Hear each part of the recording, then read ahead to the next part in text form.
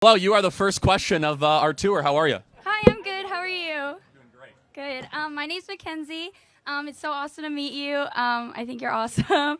I was just wanted to ask, since college is a scam, what should us, what should we do if like we have to go to school to get a degree? Like I want to be a social worker, so I need a degree. How can I make the best of my experience here if I'm getting scammed? Well, you're already doing it. I mean, look, just so everyone understands my perspective, if you have to go to college, go to the least expensive option available and get through as quickly as possible. But my opinion is that not just my opinion, the data shows there's millions of jobs that are open that don't require a college degree. We need more plumbers, electricians, welders. I think we need more people that are entrepreneurs and less people just with college degrees. But look, you're all in college. You're all kind of part of this institution. Just understand that half of you guys, when you graduate college, if you get a job, will get a job that doesn't even require a college degree. So half of people that go to college end up not even using the college degree. But as a social worker, honestly, my biggest advice for you is that hold on to your conservative principles even when you go into social work. Social work is super left wing, as you well know, or you're probably learning it throughout. And the reason being is this, is that when you're in social work, you are engrossed and surrounded by very sad stories, people that need help, people that need compassion, and automatically you think, well, we need a bigger government to help those people. Well, we as conservatives have a completely different perspective, that maybe instead of big government, we need big families. And maybe instead of the government being strengthened, we need more dads in the home. And instead of growing the size of the state, we need more people to go to church and to believe in the divine and respect of the individual and the dignity of every human being. So that's correct. Jesus is Lord. You're right. And so we can share with a lot of social workers or in social work the need to help people that have less. In fact, we as Christians are called to do that. But we believe that permanent government assistance and programs is the wrong way to do that. Are you finding in social work it's a little bit left leaning, or you're? Well, I'm not there yet. Oh, you will be. Yeah. But I do. I want to go to social work. I want to help foster kids. The pro-life movement is something that's really important to me. So I want to do what I can to help the foster system and just make the future anti-abortion. God bless you. Thank you. Thank Great you. first question. Thank you. Yeah. Can I get a Yes. hat? Would you like me to sign it? That would be awesome. Yeah. Now I want to ask a question. Thank you so much. Appreciate it. Thank you. God bless you. Yes. Hey, Charlie. During the 2016 Republican primary, when Trump got booed on stage, he famously said that's all his donors and special interests, and that the only reason that they're not loving him was because he doesn't want their money, but rather wanted to do what's best for the American people. He also tweeted out in 2015, Sheldon Adelson is looking to give big dollars to Rubio because he feels he can mold him into his perfect little puppet. I agree.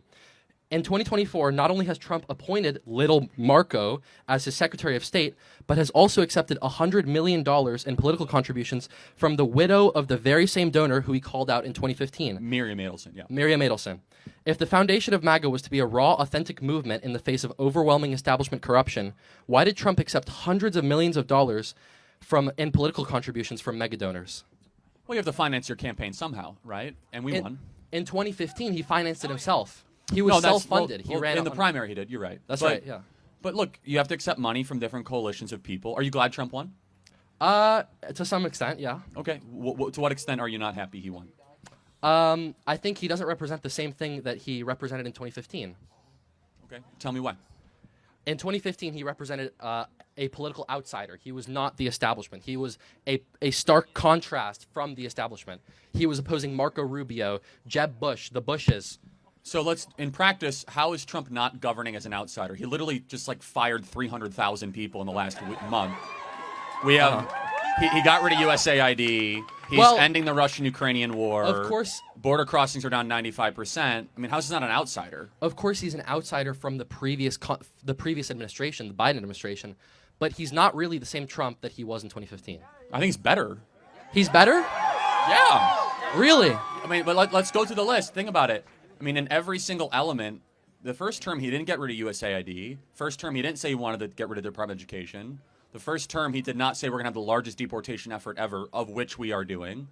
I mean, we're actually seeing new and improved promises and fulfillment of the original Trump agenda. What happened to the wall? Well, You mean the wall that Biden decided to deconstruct? I think what you're talking about is border crossings, which is more important, right? So No, I'm talking about the border wall that Trump promised he would build in 2015. Right, of which he largely did in his first term, disassembled under Biden. But the essence is border crossings, right? Because we want a wall to stop border crossings, right? So how many border crossings were there approximately last day of Biden's day in office? Tell me. No, guess. I don't know. You're putting me on the spot. Yeah, 11,000, right? Okay. No, but you're criticizing Trump, so you got to know your stuff, right? Sure. 11,000. How many as of yesterday? Tell me.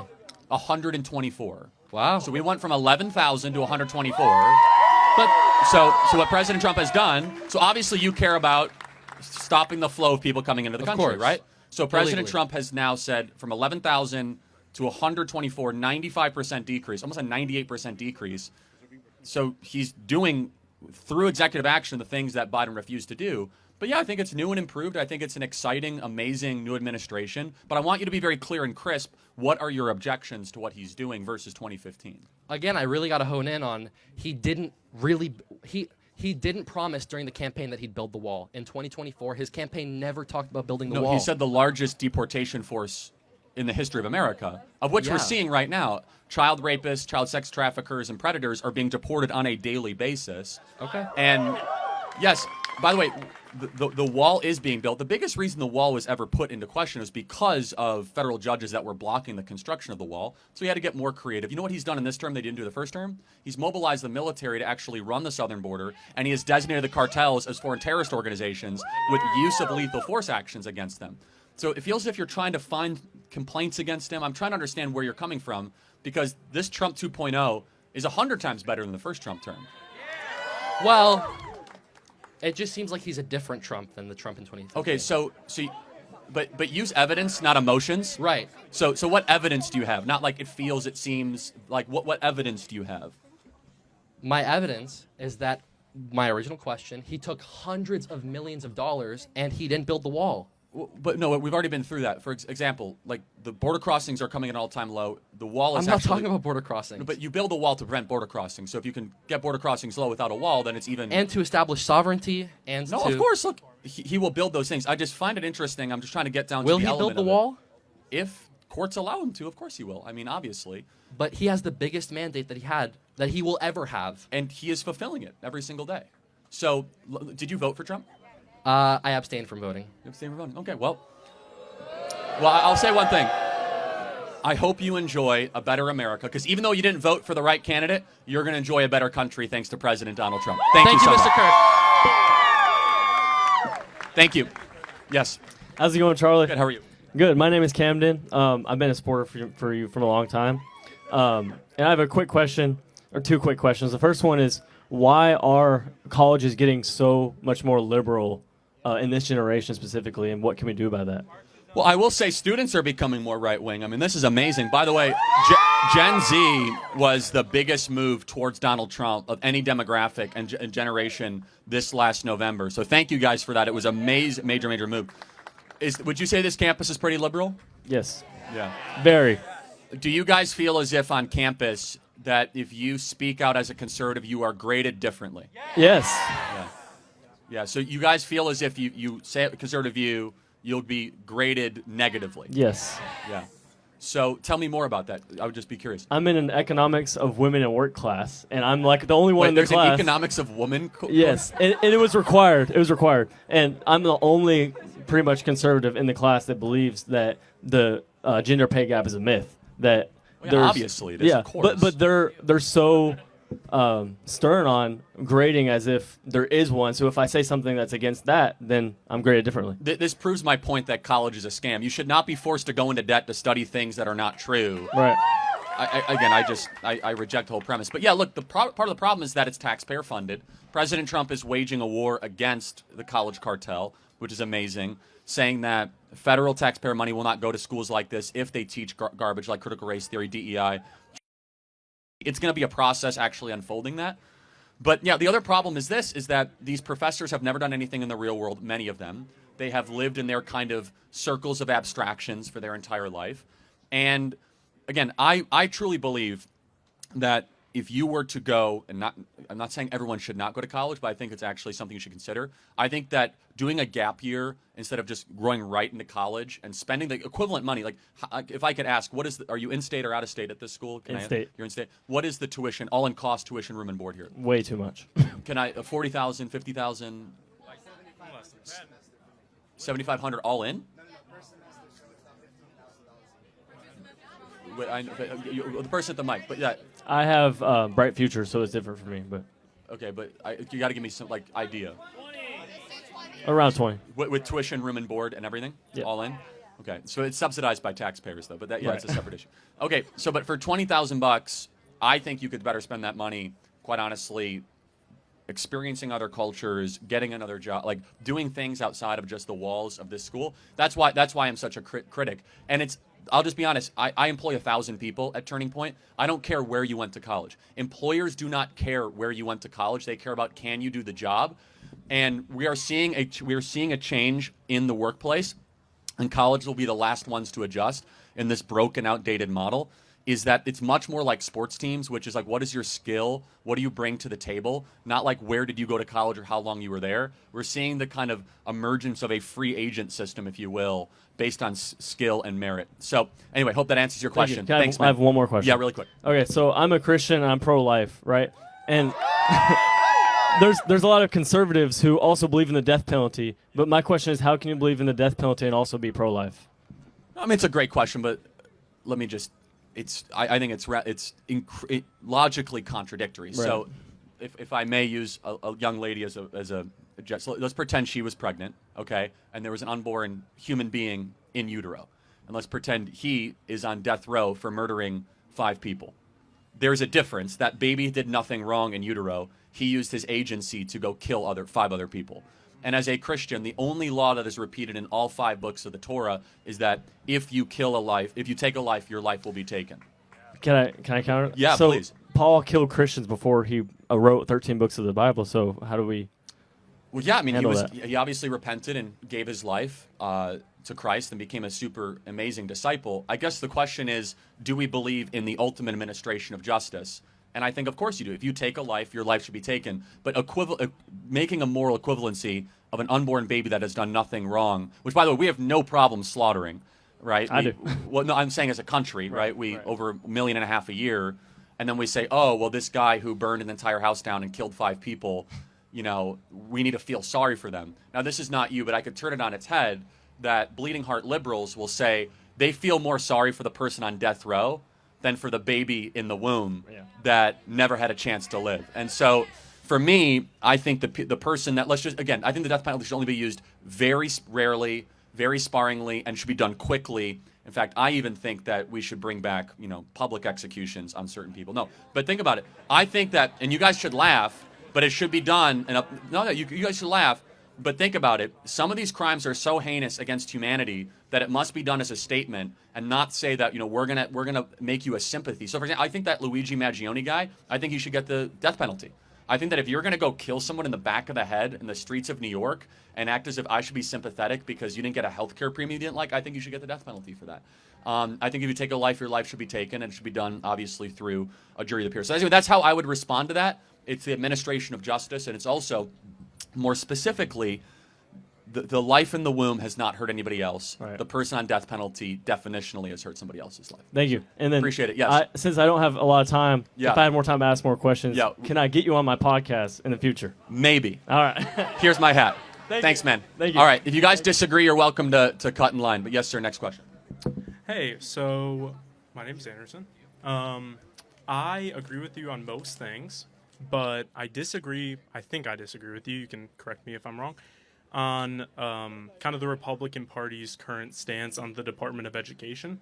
I think that I moved here from Illinois in Chicago. Yeah. What part of Chicago are you from? Arlington Heights. Yeah, so what high school do you go to? I Hersey or didn't go to Prospect? high school there, but I was supposed to go to Hersey. Okay, I went to Wheeling. Oh, my dad lived there. So, That's crazy. yeah, so I know the area quite well. Did you go to Yeah. middle school there? Yeah, I went to middle school there. I went to Thomas. I went to MacArthur. Oh, that's cool. So I know your neighborhood very well. Yeah.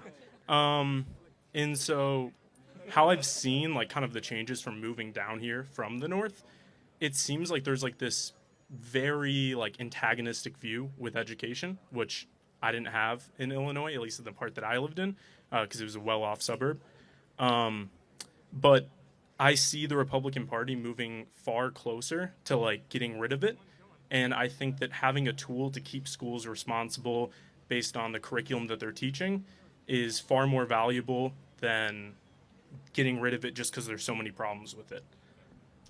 Fair argument. Thank you. So the Department of Education was formed in 1979. Do you think it's done a good job of improving educational standards for kids in this country? No, mostly no. But I think the proper tool of a federal government saying, hey, you have to teach truths, even if that local community doesn't necessarily want to. Like the example that I kind of thought of, because I was talking to someone about this, I thought of like a coal mining town. In that town, it might be the most valuable thing to teach about mining, to teach about that type of trade, versus if you live in New York City, you're going to be learning a lot more of like markets and just overall higher education.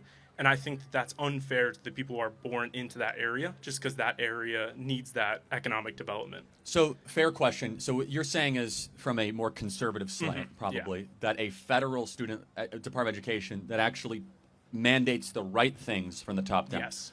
Sounds great. Let me tell you why A, that won't happen, and why B, I think that's a bad idea. Okay. So, even though it sounds conceptually right, A, anything that starts in D.C.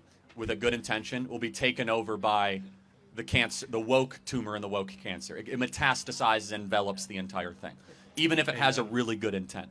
I'll give you a great example. We have this huge fight right now in the Department of Defense trying to get rid of all the woke stuff in the Marines and the Air Force. If we can't keep the Marines from becoming woke, we have no chance of the Department of Education ever not becoming in that Fair way. enough, yeah. And just by the actual fiber of what education is, more people on the left gravitate into that space. Now, let me agree with you before I kind of get into the second point. The biggest problem with education, which is why we should get rid of the Department of Education, is it's not the Department of Education, it's the Department of Administrators. And this is what's very important. This is not a war on teachers. There are 11 million people in America that are in government, that are in jobs, in government, taxpayer funded, in education. If you were to guess, how many would you say are teachers? 30%? Yeah, so that's almost correct. You're right. Okay. So about 7 million, about 6.7 million of the 11 million are administrators. And the people, like, most of our education money goes towards paper pushers, career counselors, people that fill in paperwork unnecessarily. We're not even supporting the teachers on the front line. So that's the biggest problem, is we have become an administrative-heavy education model. And what has that meant for our kids? Since the advent of Department of Education, as you agree, standards have gone down, literacy has gone down, math and reading has gone down. In fact, most kids in public education, I want you guys to think about this, in high school, have not read an entire book cover to cover. Yeah. Do you guys agree with that? Yeah. And I know that when parents hear that, it's so shocking. Most kids, when they are by a junior or senior in school, have not read, they'll read snippets. You guys know that. They have readers, right? A chapter of this. They have not read an entire book cover to cover. Let me go to my second argument why I think it's a bad idea. I don't think it's constitutional or in the role of government to get involved in the most intimate thing, which is education. And this is why. I think our view of education is wrong. You guys look at education probably because you've been taught as just, hey, get here so you can get a job. In the ideal sense, education should be about the growth of the soul and should be about the nurturing of good citizens, which is completely different than just career preparation. The view I have of education, which is what the founders had, which only very few people have, is that you guys should be here to read really old good books, to understand ancient philosophy, to become a well-rounded citizen of what is good, true, and beautiful, and then you could do any job once you graduate. That the hyper-specialization of our education system has been dreadful. But let me get to the Constitution, and I'd love to get your response. Constitutionally, I think we have made too many exceptions of the government should do this, the government should do that. If we look at Article 1, Section 8 of the U.S. Constitution, it enumerates 17 things that government can do. Education federally is not one of them. And it doesn't even do it well. And I think it's led to this bloat of federal agencies that shouldn't exist. And so finally, let's go back to that coal miner example. That's a really good example in one way. But at the other way, we should not impose on certain communities what values they should learn or not learn. And usually what happens is, we know, it's left-wing ideology that then gets imposed on local Christian communities or conservative communities that might have a different view. So what is your opinion on all that? I think that I feel like at this point there's so many different I feel like there's so many different government programs that don't adhere to the Constitution, at least not in a literal sense. Like, I'm not saying they're constitutionally illegal, but I would say they almost are. That is definitely an argument. But I do think that there is certain educational standards that need to be upheld. I just don't know the proper way to do that. Great. So my suggestion is we don't have to think too deeply about it.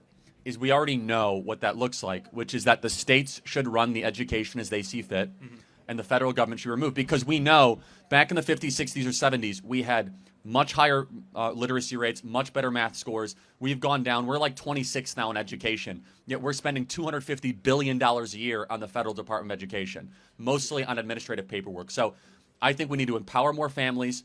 And the final thing I'll say is school choice, allowing parents to be able to send their and by the way, Florida has one of the most robust school choice programs in the country, and it works because competition education is a good thing. Final point, yes. Yeah, I know. My sister actually works at a Montessori school, and so I'm very on board with like school choice. But I think the first-party governmental schools, in my opinion, should have a certain level of standard. Just because I moved from Illinois to here, District 214, and it wasn't a perfect school district. So I had my fair share of issues there. Very well funded at but Thomas. It's very well funded. Yes. And let me just kind of, and then we'll go to the next question. It's well funded for a reason, because of very, very high taxes. Not great. I know the area well. But last point is the type of top-down involvement you want should happen on the state level. It should happen in Tallahassee, not in Washington, D.C. Let's get D.C. out of our education. Okay. Thank you so much. Appreciate it. Want a hat? Yeah. Great. Thank you. Next question, disagreements, if anyone's there. Yeah. Can you sign this? Yeah, sure. It's Meta Ray-Bans. Oh, that's great. It's for my glasses. These are the Meta Ray-Bans from Mr. Zuckerberg, so enjoy.